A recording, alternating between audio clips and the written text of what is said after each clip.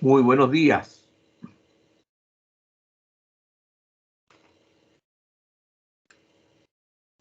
Buenos días, profesor. Buenos días, profesor. Buenos días.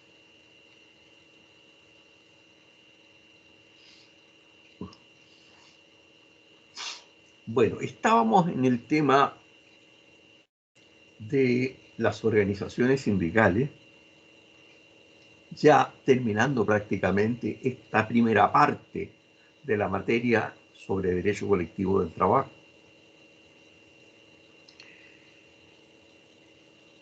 Y estábamos examinando las normas que establecen mecanismos de constitución de organismos de grado superior. Lo que nosotros vimos en particular fue lo de los sindicatos. Pero vimos enseguida la posibilidad de que los sindicatos integren organizaciones de grado superior, que son las federaciones, las confederaciones, finalmente las centrales. Algo hemos dicho ya de las federaciones y confederaciones.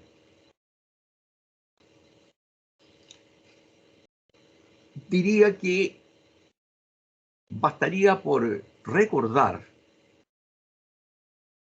un par de situaciones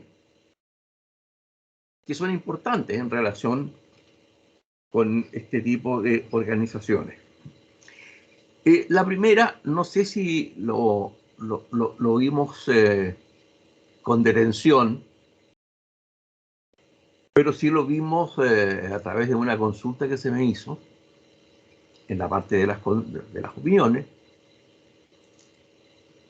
que la legislación del trabajo en materia sindical resguarda el principio de la inclusión de las mujeres trabajadoras, en el sentido de que las directivas tienen que estar integradas por un número determinado, mínimo, de mujeres que pertenecen al sindicato. Y que en general la norma habla de un 30%. Este mismo principio, la participación femenina en los directorios, también se expresa en los órganos superiores de organización de la actividad sindical, vale decir, federaciones y confederaciones. Es una obligación de que los estatutos establezcan las formas de participación de la mujer en las elecciones para determinar la conformación del directorio, tanto de las federaciones como de las confederaciones.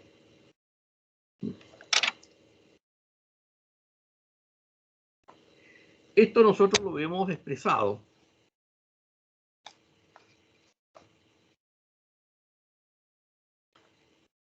en varias disposiciones del código,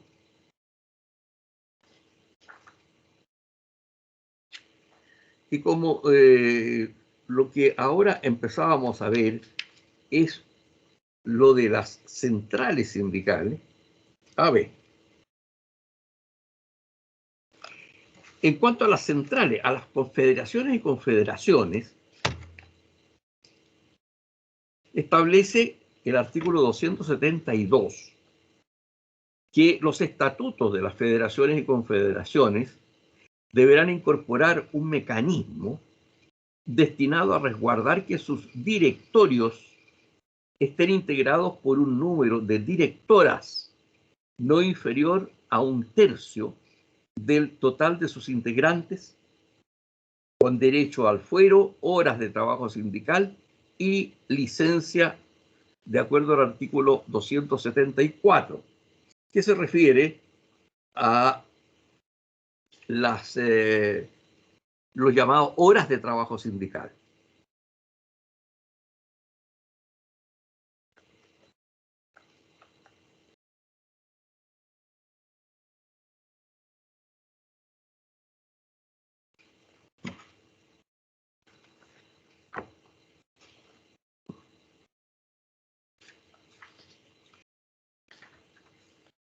Lo segundo tendríamos que señalar o recordar más bien es que las directivas de las federaciones y de las confederaciones están constituidas por los directorios de las organizaciones de base que participan en ellos. Como una federación solamente tiene sindicatos, la asamblea de la federación está constituida por las directivas de cada uno de los sindicatos participantes.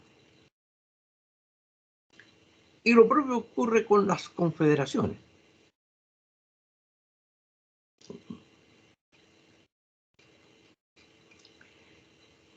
Y hay un mecanismo en todas las organizaciones de grado superior, en el sentido de que las votaciones respeten también la representatividad que tiene cada uno de los directores que integran la organización de grado superior. Porque hay entidades de diversa dimensión en cada una de las estructuras de las organizaciones sindicales. Es decir, una federación puede estar constituida por sindicatos chicos y sindicatos medianos y sindicatos grandes.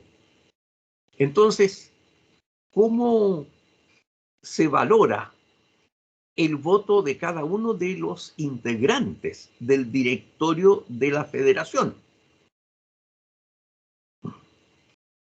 O mejor dicho, del directorio de la asamblea de la federación, que está constituida por los directores de las entidades presentes en ella. Entonces, se establece que los estatutos deberán determinar la incidencia del voto de cada uno de los directores, en el sentido de que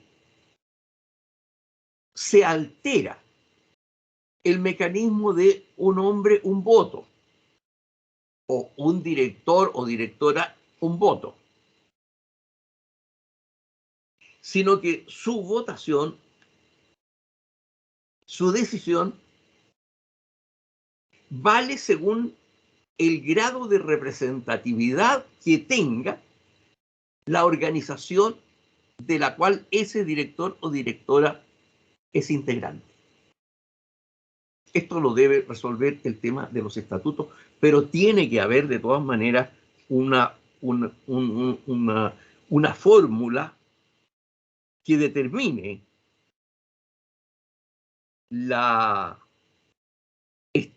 esta especial sistema de cómo se expresa la voluntad de cada una de las entidades que participan en las organizaciones de grado superior.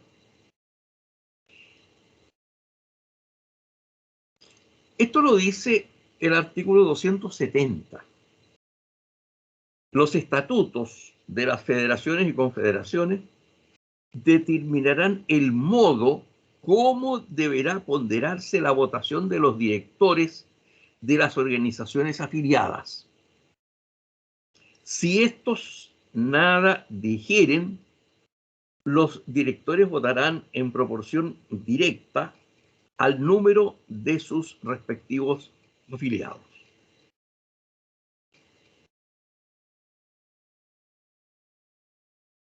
De tal manera que de ninguna forma el voto de un director de un sindicato chico vale lo mismo que de un director que está en la federación representando a su sindicato grande.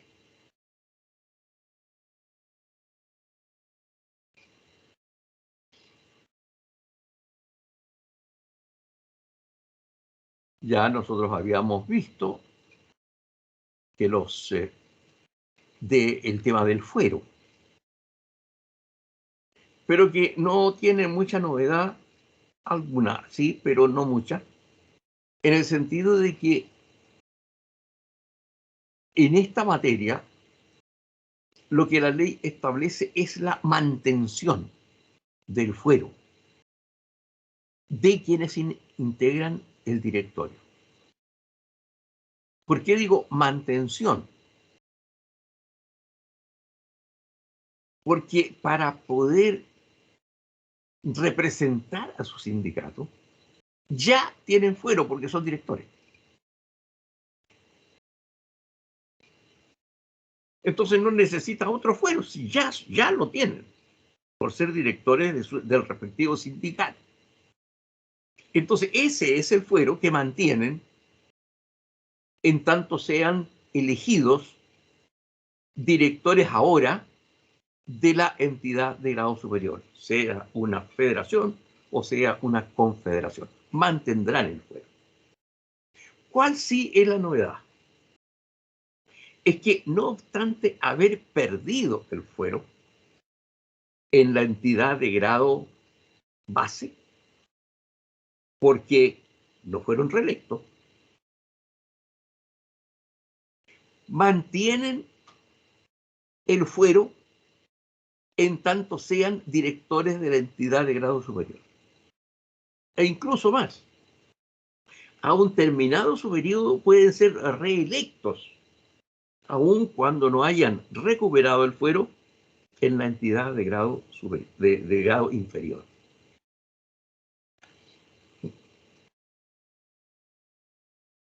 Esta es una situación que se ha discutido bastante.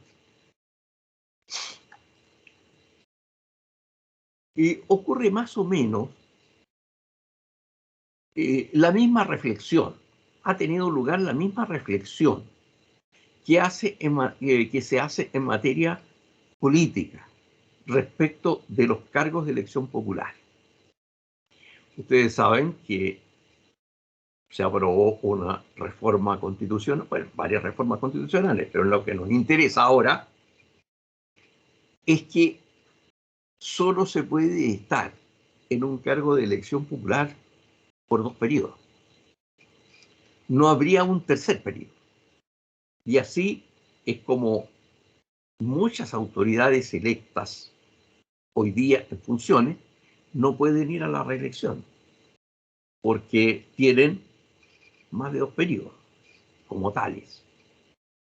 Bueno, esta misma materia se ha planteado, no se ha legislado en materia de dirigencia sindical, porque ocurre lo mismo que ocurre en materia política, que los líderes se afianzan y están durante mucho tiempo en los cargos de representación. Y por lo tanto obstruyen el camino de que nuevas generaciones entren a desempeñar responsabilidades de esa naturaleza en las organizaciones. Esto es válido tratándose de los partidos políticos, es válido tratando de los sindicatos, federaciones, confederaciones, etc. Es un tema, por lo tanto, discutible. Esta norma del Código del Trabajo que autoriza la reelección indefinida de sus autoridades. Y hay dirigentes de cúpula que se mantienen años de años como tales. ¿Es bueno o es malo? Bueno, ese es un tema opinable. En este momento, la situación es que no hay límite en las reelecciones en materia de organizaciones sindicales. No ocurre así, como todos sabemos, en materia política, en que los cargos de elección popular hoy día, a partir de ahora, tienen una limitación. Bien.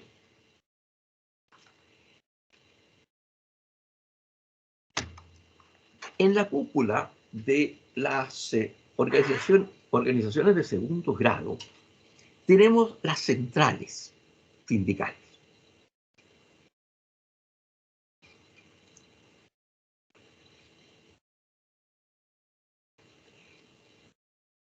Los principios son exactamente los mismos que hemos dicho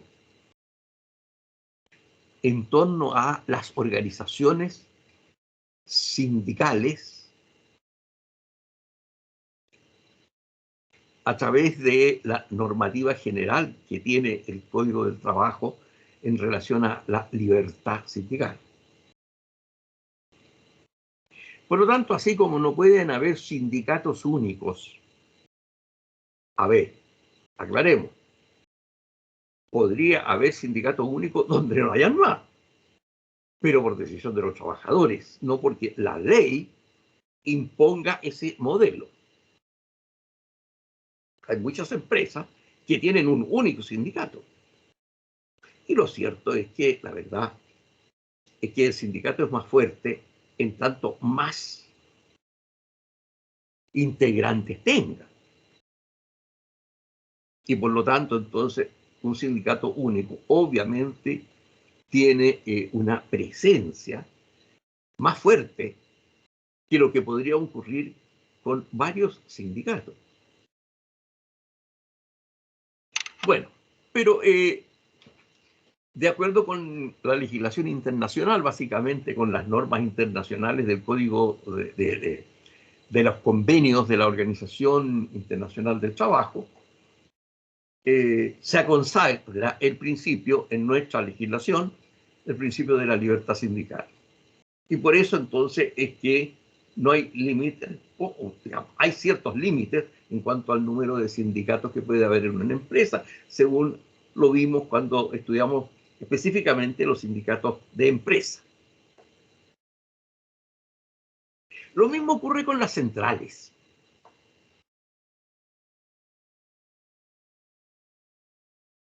Y una cosa podríamos llamar anecdótica ocurre entre nosotros. En el pasado existió la Central Única de Trabajadores, la CUT.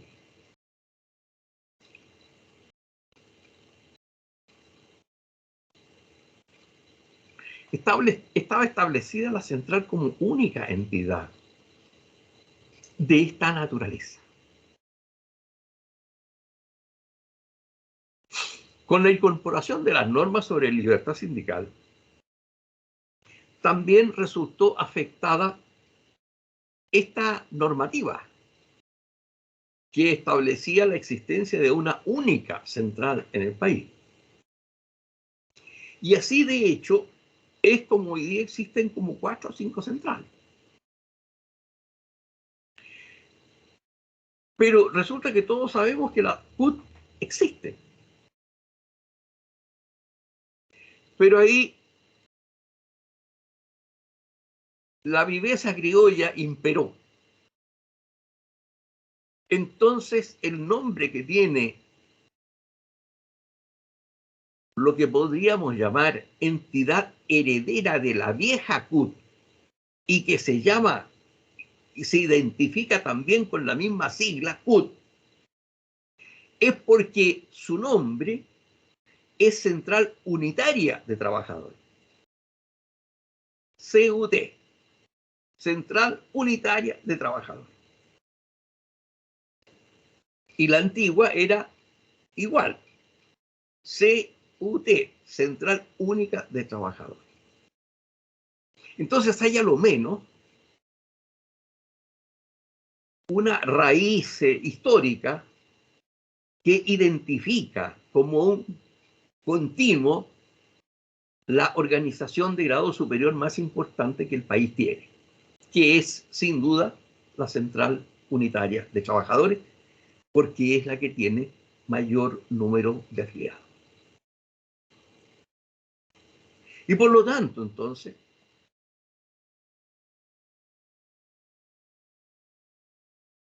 la organización sindical, la asociativa sindical, que representa al sindicalismo chileno en los órganos internacionales, es precisamente la Central Unitaria de Trabajadores, en razón del número de afiliados que acredita tener. Ahora bien, ¿quiénes integran una central de trabajadores pueden adherir a la central unitaria de trabajadores o a cualquiera central o crear una nueva. En primer lugar, las confederaciones, las federaciones, los sindicatos. Es posible que un sindicato no pertenezca a ninguna federación ni a ninguna confederación y sin embargo integre la central unitaria. Es posible. Es posible. Pero además se incorporan las asociaciones de funcionarios de la administración pública y de la organización municipal. Ya habíamos dicho que si bien es cierto en lo formal no hay sindicatos en la administración pública ni en la administración municipal, sin embargo, en cumplimiento de las normas de el convenio 151 de la OIT, que consagra la asociatividad de los funcionarios del Estado, se dictó la ley sobre asociaciones de funcionarios que cumplen los roles del sindicato.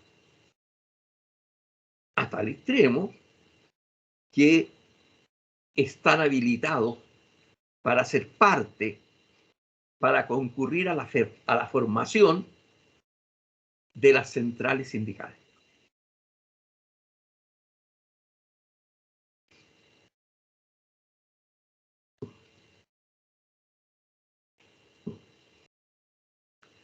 Ahora,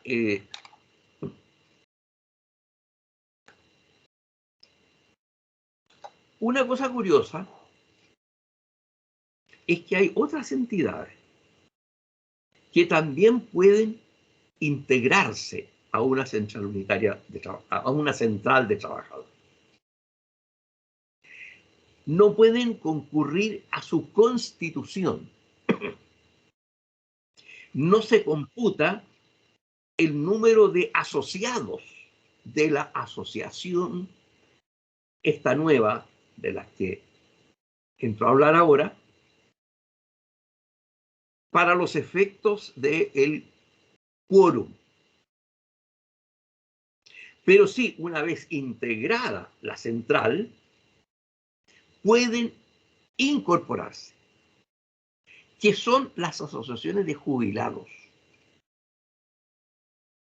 Tienen un tratamiento distinto, porque obviamente el sindicato, el rol del sindicato es representar a los trabajadores frente a sus empleadores.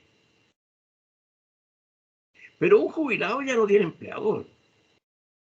Sus necesidades son otras. Pero no son distintas en el fondo a las necesidades de los trabajadores activos. Por lo tanto, entonces, si bien es cierto que el número de pensionados no se computa para los efectos de ver si se reúne la cantidad mínima de trabajadores para constituir una central, sin embargo, se les da la posibilidad de incorporarse y ser miembros plenos de la respectiva central. Les hablé del quórum. ¿Y cómo se determina el número de trabajadores mínimo para constituir una central? Desde luego, partimos de la base que quienes se integran a la central son las organizaciones sindicales, no los trabajadores en forma individual, son las organizaciones.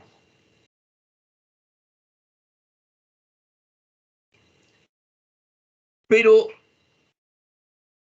no se cuentan las organizaciones para establecer cuál es el número mínimo de entidades que tienen que estar presentes para constituir una central, sino que aquí sí que se toma en cuenta quiénes son los afiliados a cada una de las entidades que pretenden formar la central.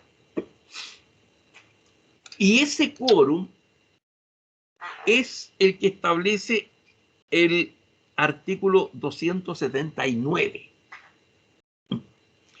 Para constituir una central, se requerirá que las organizaciones sindicales y las asociaciones de funcionarios de la Administración Civil del Estado y de las municipalidades que la integren representen en su conjunto a lo menos un 5% del total de los afiliados a ambos tipos de organizaciones en el país.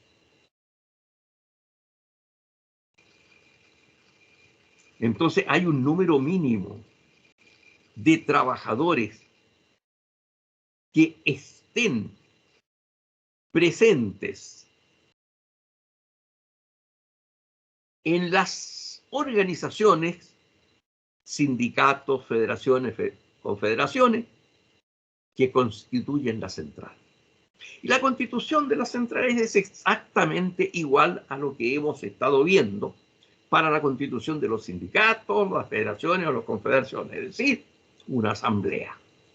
Una asamblea en que se reúnen todos los directores de las entidades que van a conformar la central. Aprueban los sindicatos, todo lo cual se hace en presencia de un ministro de fe. Y la importancia que tienen los estatutos, porque gran parte de lo que va a hacer la central, independiente de las normas que la ley señala, que son bastante genéricas. El artículo 277 nos dice que se entiende por central sindical toda organización nacional de representación de intereses generales de los trabajadores que la integran, de diversos sectores productivos o de servicios, constituida indistintamente por confederaciones, federaciones o sindicatos, asociaciones, funcionarios de la Administración Civil del Estado y las municipalidades, y asociaciones gremiales constituidas por personas naturales según lo determinen sus propios estatutos. Entonces, según hemos visto en el artículo anterior, estas entidades que van a concurrir para la formación de una central tienen que representar, tienen que tener a lo menos una afiliación de trabajadores no inferior al 5% del total de afiliados a del total de trabajadores sindicalizados, en otros términos. Un 5%. Bueno, y el artículo 277 que veíamos recién agrega que a las centrales sindicales podrán afiliarse también las organizaciones de pensionados que gocen de personalidad jurídica en la forma y con las prerrogativas que los respectivos estatutos establezcan. Termina agregando el artículo 277 que ninguna organización podrá estar afiliada a más de una central sindical nacional simultáneamente. La afiliación de una confederación o federación o una central sindical supondrá la de sus organizaciones miembros.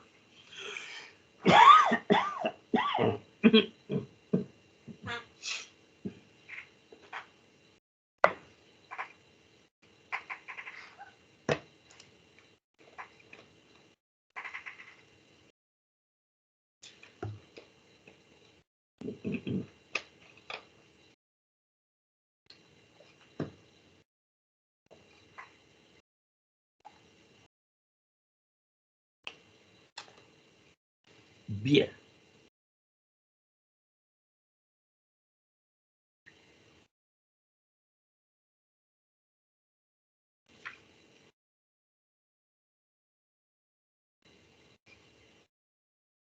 Habíamos visto ya, pero no está de base repetirlo.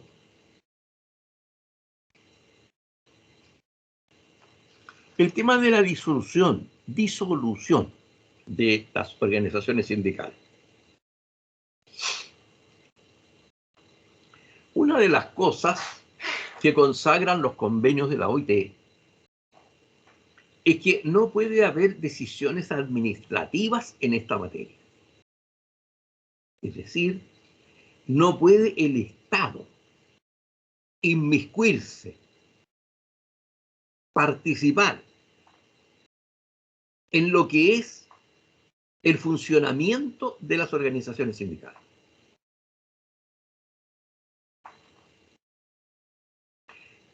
De ahí entonces que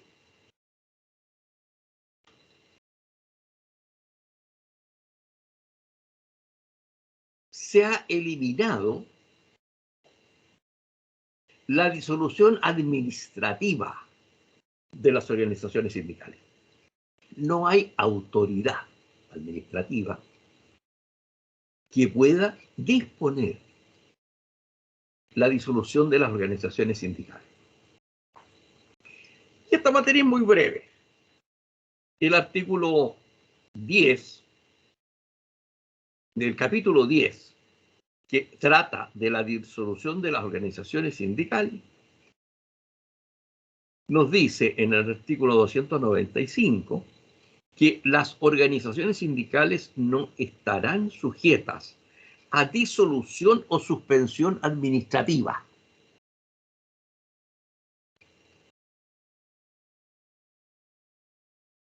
Entonces, ¿cuándo es posible el término de una entidad de esta naturaleza? Nos dice el artículo 296 que la disolución de una organización sindical procederá por el acuerdo de la mayoría. Es evidente. Así como estuvieron de acuerdo para constituir una organización, pueden estar de acuerdo para independizarse y no acordar la disolución de la organización. No hay problema. Es el reconocimiento de la autonomía que tienen trabajadores para integrar o no organizaciones sindicales. De la misma manera, los trabajadores pueden disolver una organización sindical que han constituido. Claro que en asamblea, que en fin, extraordinaria, citada con determinada anticipación, que deben señalar los estatutos, etcétera, y el acuerdo se registrará en la inspección del trabajo que corresponde. Aquí no es una intervención de la inspección del trabajo, sino que simplemente actúa como ministro de fe en el sentido que deja constancia que se recibió el oficio, no sé, que comunica la disolución del sindicato X. Punto. Una especie de control que podríamos llamar estadístico. Punto. Ya el artículo 297 ya es más categórico. Señala que también procederá la disolución de una organización sindical por incumplimiento grave de las obligaciones que le impone la ley o por haber dejado de cumplir con los requisitos necesarios para su constitución. declarado por sentencia del Tribunal del Trabajo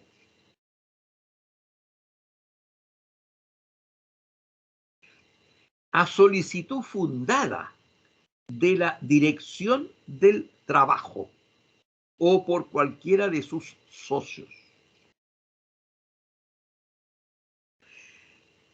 Esta es una norma que tiene no muchos años de vigencia, 10 años será más o menos. Porque dentro de las posibilidades de demandar la disolución de una organización sindical estaba también la solicitud del empleador. Esto naturalmente involucraba que el empleador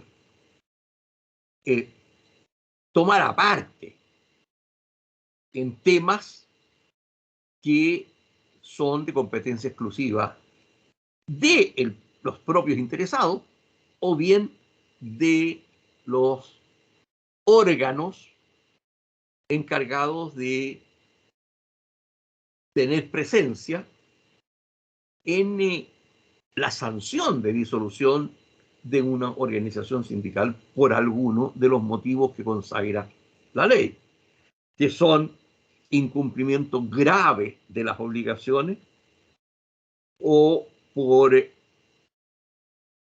haber dejado de cumplir los requisitos de su constitución. Básicamente, este último punto, haber dejado de cumplir los requisitos, estamos hablando del quórum. ¿Qué pasa, no es cierto? Que con un sindicato que tiene que tener, no sé, 50 integrantes como mínimo, de acuerdo con las reglas que ya vimos, va perdiendo socios. Y ya no tiene 50, tiene 45, tiene 40, bueno. Entonces, si pierde lo que necesita para su constitución, obviamente que deja de cumplir una de las exigencias para que pueda existir la entidad. Bien, esto lo tiene que declarar un tribunal. Es decir, tiene que llegar la denuncia al Tribunal del Trabajo para que el Tribunal del Trabajo determine que la organización sindical queda suprimida. ¿Y quién puede solicitar? ¿Quién tiene la capacidad de requerimiento? Solo la Dirección del Trabajo. Solo la Dirección del Trabajo. Es la Dirección del Trabajo la que tiene la facultad de solicitar al juez del trabajo la disolución de una organización sindical. Y lo cierto es que en la práctica no es muy activa la Dirección del Trabajo en esta materia.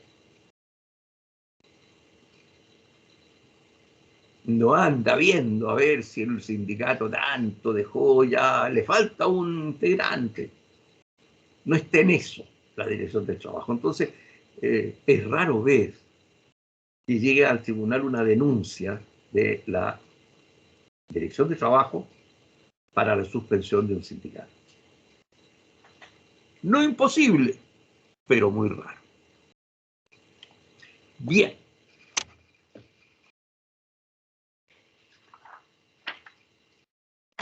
Nosotros vemos en el capítulo 11 del Código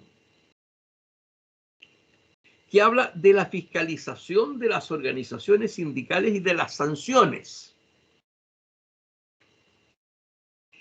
Pero no decíamos que no hay una fiscalización administrativa del funcionamiento, de la operación de las organizaciones sindicales.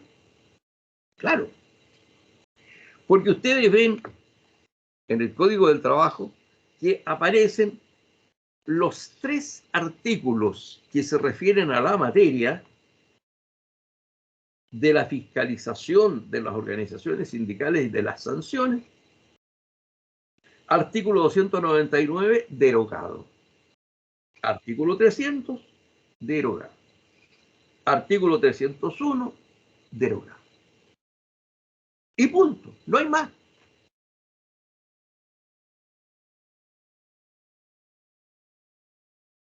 ¿Derogado por qué?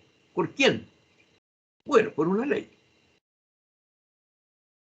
Una ley que, en base al cumplimiento de las normas de la OIT, convenio 151, eliminó la fiscalización y sanción administrativa de las organizaciones sindicales.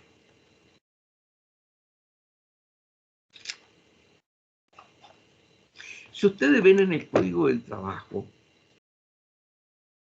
el título 11 habla del delegado del personal.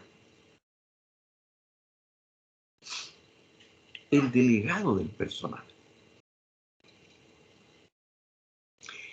Era un representante de los trabajadores establecidas en la antigua legislación.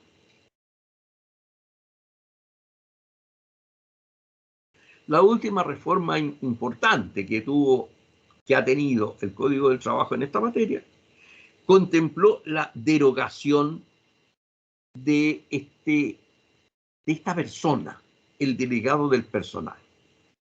No existe hoy día delegado del personal. ¿Cuál era la función del delegado del personal? Tenía función donde no había sindicato. Entonces la ley le entregaba a los trabajadores que no tenían un sindicato que los representara, podían elegir un delegado para que sí los representara. Pero era una representación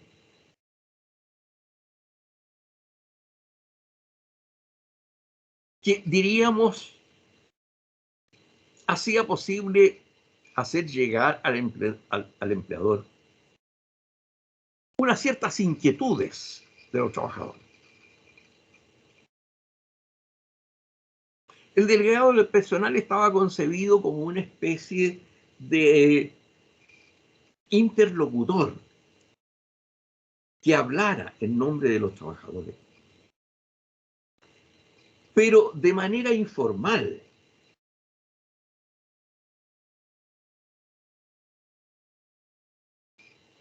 Porque no tenía la representación jurídica de los trabajadores en los conflictos del trabajo.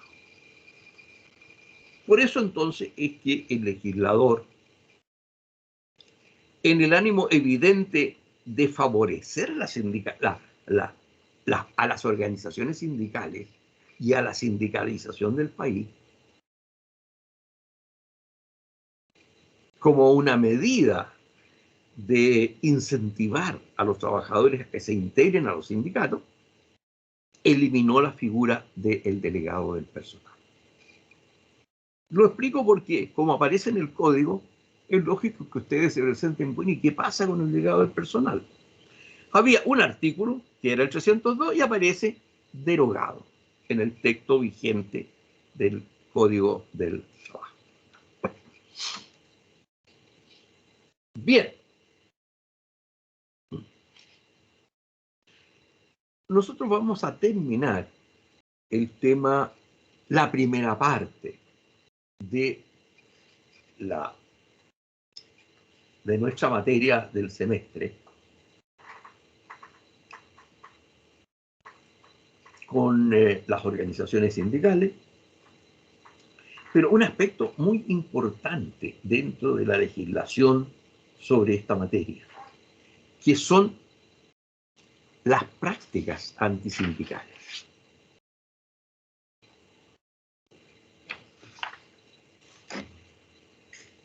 Son varios los artículos del Código de Trabajo que se refieren al tema de las prácticas antisindicales.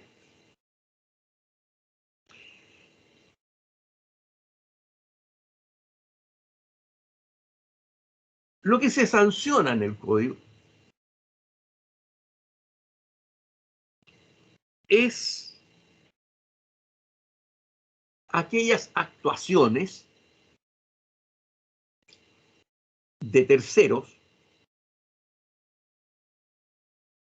que violen la libertad sindical.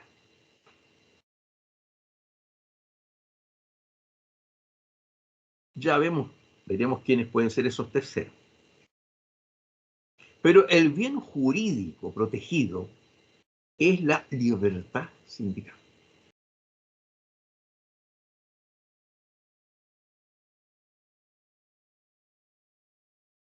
Y aquellas acciones u omisiones que violen la libertad sindical constituyen prácticas antisindicales y son sancionadas como tales.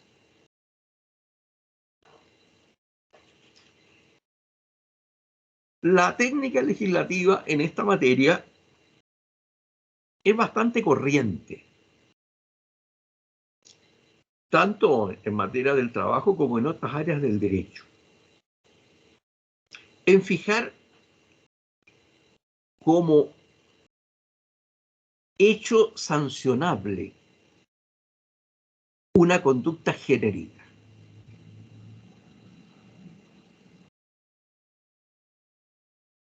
Y eso es lo que nos dice el artículo 289.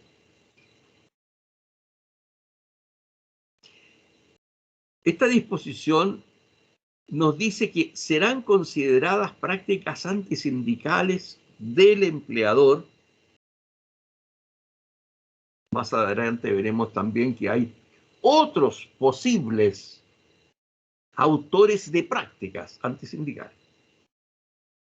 Pero en todas se contempla la misma fórmula de explicitar sin describirlas como hecho sancionable una conducta antisindical. Serán consideradas prácticas antisindicales del empleador las acciones que atenten contra la libertad de trabajo,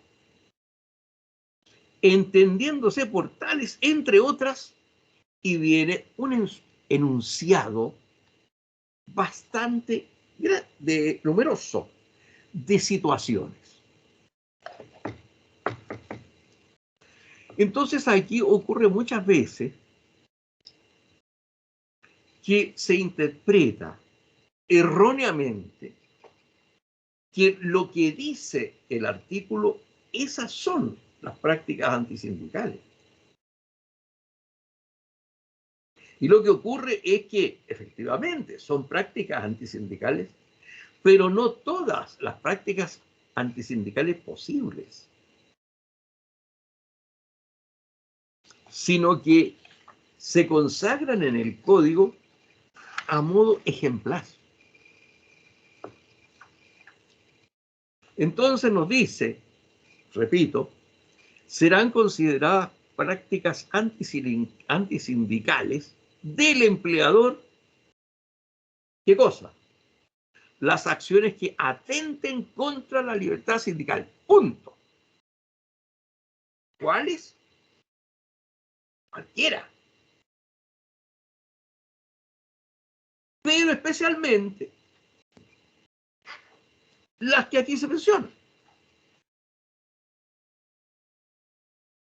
¿Cuál es entonces la importancia que tendría el que se mencionen en relación a otras conductas que no se mencionan, pero que también podrían ser consideradas prácticas antisindicales? Diría que la ventaja está que facilitan la prueba. O sea, diría que su importancia es fundamentalmente procesal. Porque aquí aparece, ¿verdad? Bueno, un listado grande. Obstaculizar la formación o funcionamiento de sindicatos de trabajadores, negándose injustificadamente a recibir a sus dirigentes. Ya. Entonces, el tema es que lo que el tribunal tiene que determinar es si esa conducta existió o no. Pero no si tiene la virtud de convertirse en práctica antisindical, porque la ley dice que lo es. Entonces, basta acreditar el hecho para que el juez tenga que sancionar al empleador.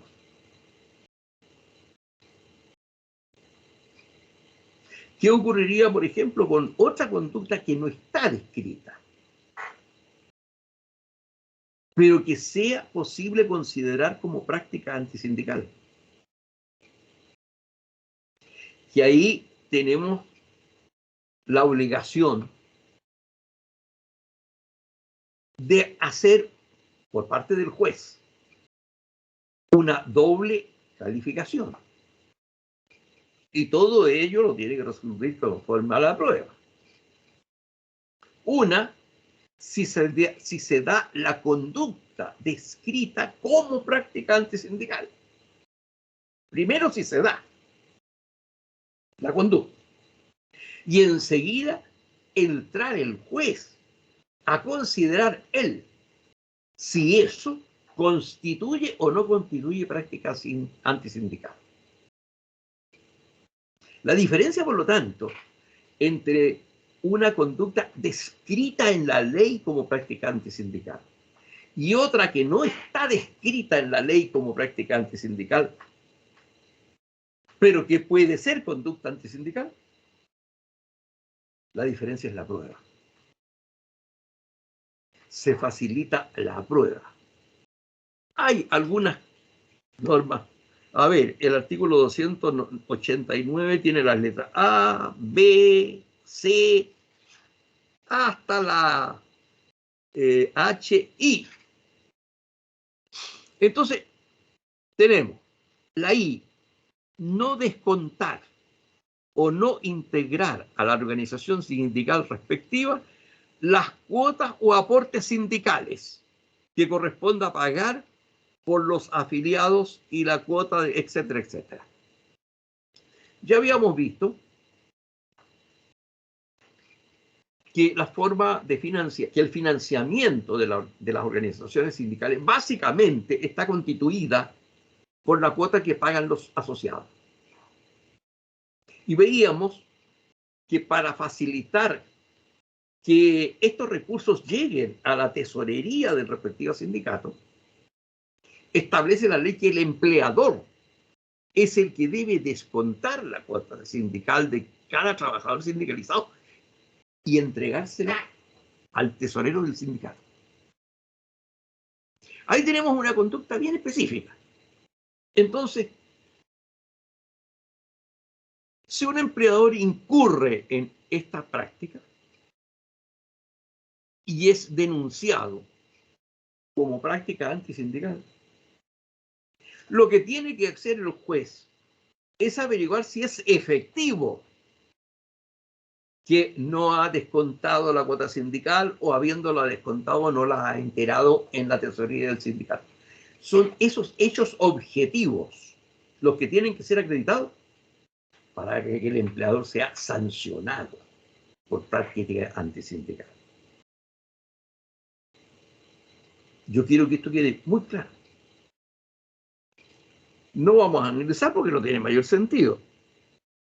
Todas las descripciones que hace el artículo 289 sobre especies de práctica antisindical.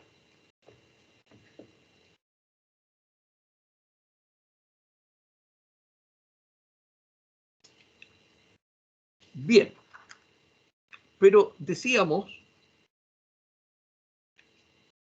que no solo el empleador puede ser sancionado por práctica antisindical, sino que, de acuerdo con el artículo 290, serán consideradas prácticas antisindicales del trabajador, de las organizaciones sindicales, o de estos y del empleador en su caso, las acciones que atenten contra la libertad sindical. Aquí llegamos a la misma situación formal que acabamos de ver.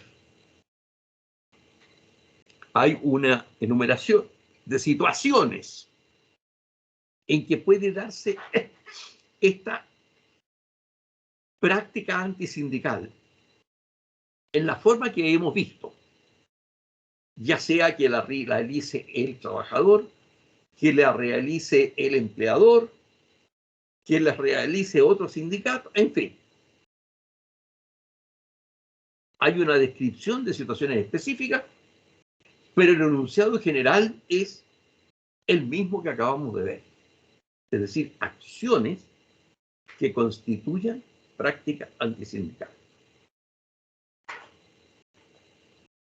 Y más que acciones, a pesar de que así lo dice el código, ¿no? Y entendiendo serán prácticas, las acciones que atenten contra la libertad. Habla de las acciones, pero de la propia enumeración hay algunas situaciones que no son acciones, sino que omisiones. Por ejemplo, a ver,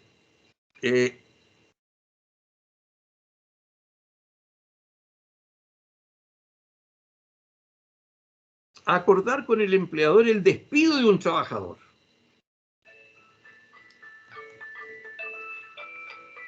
A ver, estamos en la hora, así que vamos a suspenderlos por 5 minutos.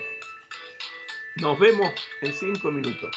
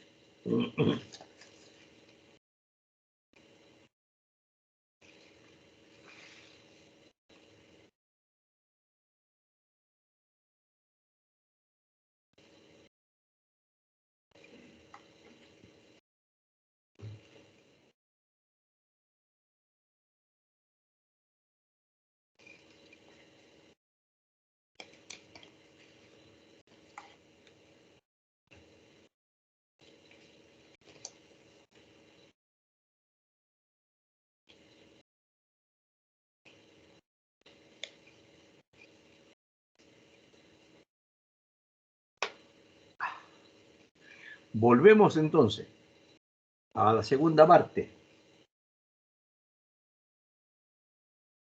Conversatorio. Buenos días. Buenos días. Mi nombre es Macarena González. Me quedó una duda porque justo terminamos espérate. en la parte... Espérate. González. Sí. González, ¿tú eres González Camila? No, Macarena González. Macarena, aquí. Ya, dime. Profesor, que habíamos quedado en las omisiones. Si existen otras omisiones que establezca la ley. Perdón, ¿comisiones? Omisiones. Quedamos Ah, en las partes que existían prácticas desleales del trabajador y también prácticas desleales del empleador. Pero mi claro. pregunta es si existen otras omisiones y si me podría ejemplificar alguna omisión, aparte de la que está escrita. Omisión. Bueno, la que nombramos. A ver. Una omisión es dentro del listado de situaciones específicamente consideradas en la ley, son omisiones del empleador no entregar los balances de los últimos 2 años cuando el sindicato lo pida.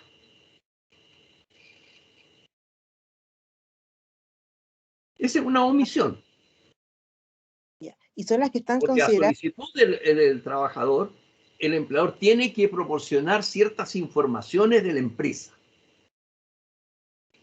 Esto es muy importante, sobre todo cuando existe el interés por parte de los trabajadores de promover una negociación colectiva. Porque con el objeto de poder evaluar el costo que para la empresa tiene satisfacer lo que los trabajadores piden en una negociación colectiva, es necesario conocer cómo está la empresa. Si la empresa está funcionando bien, si está mal, si tiene dificultades.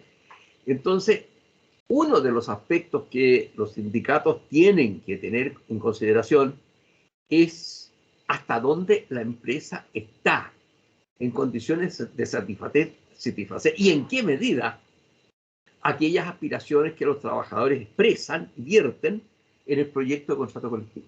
Ese es un caso de una omisión, algo que no hace. Muchas gracias, profesor. Otra omisión, por ejemplo, no recibir a los trabajadores a la comisión negociadora de los trabajadores en una negociación colectiva. No recibirlos. Piden una entrevista y no lo reciben. Eso es una omisión. Ahí tiene 2 ejemplos. En todo caso, en la próxima clase vamos a ver un poco más en detalle las omisiones que no son del empleador, sino que pueden ser de otros sindicatos o de los propios trabajadores de la empresa. Eso no alcanzamos a verlo, por eso es que no hemos terminado la materia en ese punto. Y eso lo vamos a ver en la próxima clase junto con, vamos a continuar porque el tema de las prácticas antisindicales es un tema muy importante dentro de la materia que estamos estudiando. No sé si te quedó claro el tema. Sí, profesor, todo muy claro. Muchas gracias. Ya. Profesor, Bien. yo también Sí. tengo una duda. ¿Sí? Giselle Cortés. Cortés. Sí, Giselle Cortés. Giselle, Giselle, dime nomás. Profesor, ¿qué ocurre si en medio de una negociación colectiva un trabajador que es dirigente pierde el fuero? ¿Este podría seguir siendo dirigente o debería salirse de ese cargo? No, ahí, a ver, en ese caso, lo que corresponde es que el sindicato elija al reemplazante. Mientras tanto, la negociación colectiva continúa con los trabajadores que estén en función, con los trabajadores que integran la comisión negociadora y que continúen en función.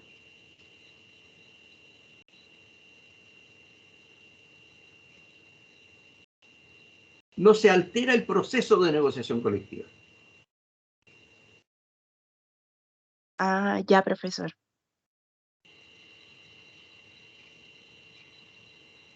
Bien. Profesor, Ya, ¿sí? Ivania Barra. Barra. Sí. Barra. ¿Dónde estás? Barra. Ivania Barra, ya. Dime. Profesor, mi duda era sobre las sanciones que tienen la práctica antisindical.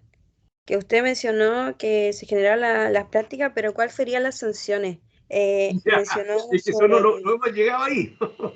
Ah, ya, Ya, que pero me te lo quedó digo duda así. cuáles eran las sanciones. Son multas. La sanción es multa. Ah, ya, y va a Y depender naturalmente que del cese valor. el acto, si es que es un acto continuo, que cese el acto. Cuando es un acto pasado, bueno, eso ya no tiene arreglo. Entonces, la sanción es multa. Y la característica que se trata de multas en general altas y que están reguladas de distinta manera según el tamaño de la empresa, medida en relación con el número de trabajadores que tiene.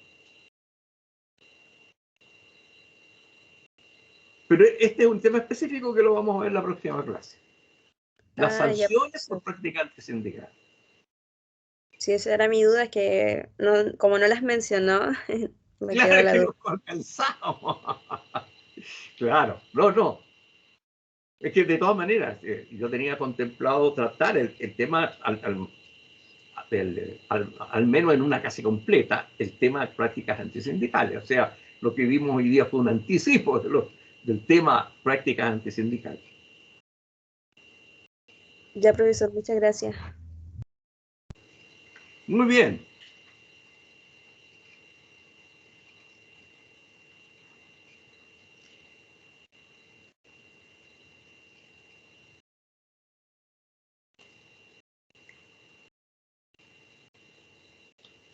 A ver, quería saber qué piensa Sofía Ávila.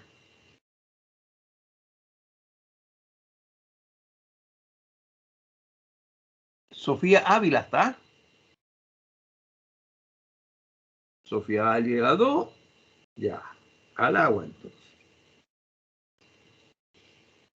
Les recuerdo, porque se los he dicho varias veces,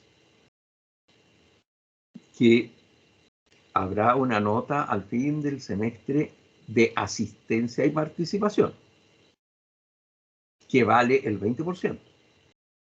40% la primera prueba que tendremos el día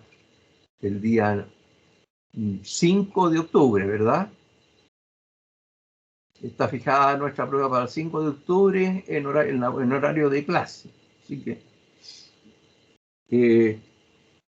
esa prueba va a valer el 40%. La segunda, sobre negociación colectiva, que tendremos cuando corresponda, valdrá 40%. Y asistencia y participación en clase vale un 20%. Así que yo lo reitero por no sé cuántas números de veces, que no es irrelevante el tema de las clases.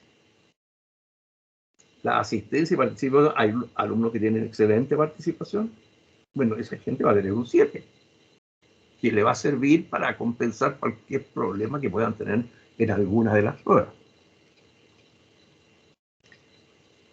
Naturalmente la nota no será lo mismo para que no tengan asistencia acreditada o nunca hayan intervenido. Bien, así que sigo preguntando, porque todavía tenemos algunos minutos. A ver. Pablo Espinosa.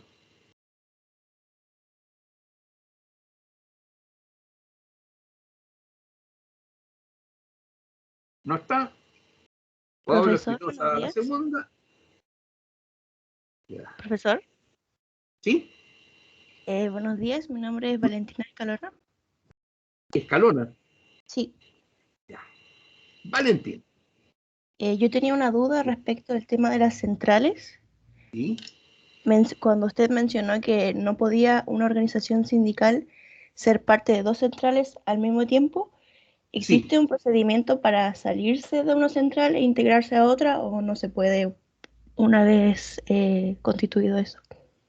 No, integrarse dos centrales no hay ningún problema.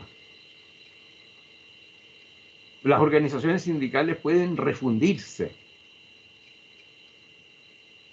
Dos sindicatos pueden acordar, por ejemplo, tener una sola, integrarse en uno para tener más fuerza. Así que no hay problema. Una central se puede integrar con otra y eso queda al juego del ejercicio por parte de los actores de la libertad sindical. Todo lo que tú me planteas es las posibilidades de ejercicio del principio de la libertad sindical. Ah, claro, Así que si quedaría es a posible, disposición. es posible. Ah, ya, eso era. Muchas gracias.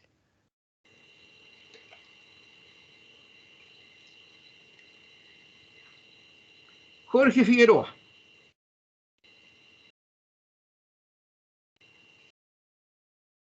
Jorge Figueroa, ¿está? Paulina Ferreira.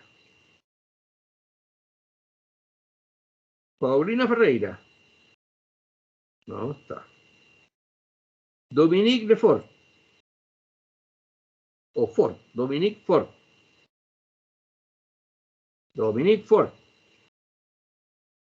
Al agua. Belén Gómez. Belén Gómez. Al agua. Francisca Guarachi. Francisca Guarachi. Pamela Jiménez. Pamela Jiménez.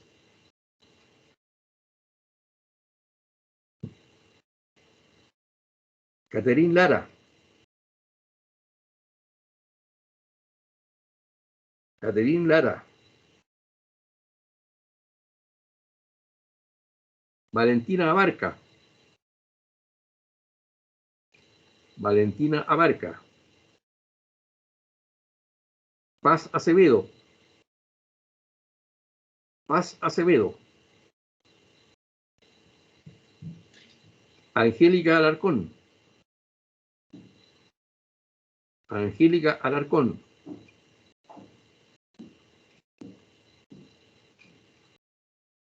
Luis Álvarez. Luis Álvarez. Carolina Araya. Carolina Araya. Camila Araya. Camila Araya. Osvaldo Arredondo. Osvaldo Arredondo. Karen Arroyo. Karen Arroyo. Sofía Ávila. Sofía Ávila. Patricio Bolaños. Volados. Patricio Volados. Teresita Cabrera. Teresita Cabrera.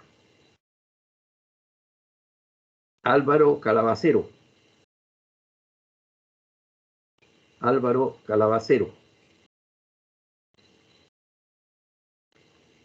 Natalia Campos. Natalia Campos. Javiera Candia.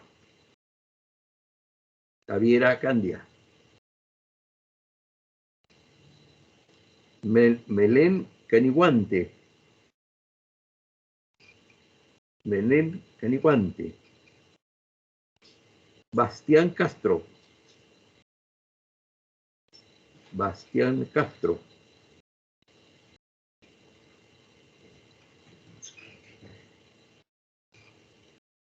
Parece que hay dos Bastianes Castro. Bastián Castro Jerez y Bastián Castro Osandón. Ninguno al agua. Alejandra Choque. Alejandra Choque. Felipe Contreras.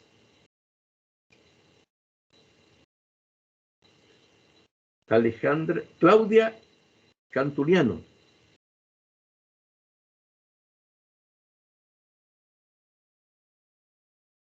Constanza Cornejo.